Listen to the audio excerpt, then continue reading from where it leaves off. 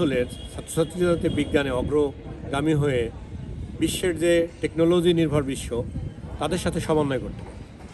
আজকে এআইয়ের যুগ অথবা চ্যাট জিপির যুগ অথবা মডার্ন টেকনোলজির যুগ, সকল কিছুই টেকনোলজি নির্ভর। সে রোবট বলেন, ইন্ডাস্ট্রি বলেন, সামরিক শক্তি বলেন, সব কিছুই টেকনোলজি নির্ভর। তো সেই টেকনোলজিকে সাথে সমন্বয় করতে হয়, তাহলে বিজ্ঞানের যথেষ্ট জ্ঞান থাকা দরকার এবং সেই লক্ষ্যেই ছাত্রছাত্রীদেরকে গড়ে তোলা হচ্ছে। এই বিজ্ঞান অলিম্পিয়াড তার একটা অনুপ্রেরণা যোগাচ্ছে। নানান প্রতিকূলতা সত্ত্বেও আমাদের শিক্ষকরা তাদের মেধা এবং শ্রম দিয়ে তাদের নিজেদের মধ্যে যে প্রতিভা আছে সেই প্রতিভাটুকু ছাত্রদেরকে দেওয়ার চেষ্টা করতেছে।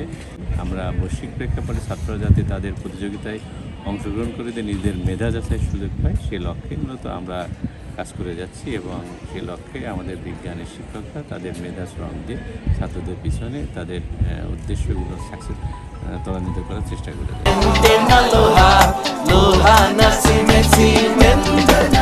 এখানে বিজ্ঞানের নার্সিংয়ের বিজ্ঞান শিক্ষার্থীদের নার্সিংয়ের কারণেই কিন্তু আজকে আমাদের কুষ্টিয়া কলেজ আমরা যশোর বোর্ডে বিশেষ করে প্রথম থেকে তৃতীয় স্থানের মধ্যে আমরা অবস্থান করতেছি এবং আমাদের বিজ্ঞানের শিক্ষার্থীরা বাংলাদেশের গুরুত্বপূর্ণ বিশ্ববিদ্যালয়গুলোতে কিন্তু খুব মেধার স্বাক্ষর রেখেছে। মেডিকেল, তারপরে বুয়েট, তারপর অন্যান্য প্রযুক্তি বিশ্ববিদ্যালয়, ঢাকা বিশ্ববিদ্যালয়, রাজশাহী, জাহাঙ্গীরনগর থেকে বড় বড় বিশ্ববিদ্যালয়গুলোতে এখানে যথেষ্ট অবদান রাখতেছে এবং সেই অবদানের মধ্য দিয়ে তারা জাতিকেও আলটিমেটলি উপকার করার চেষ্টা করতেছে।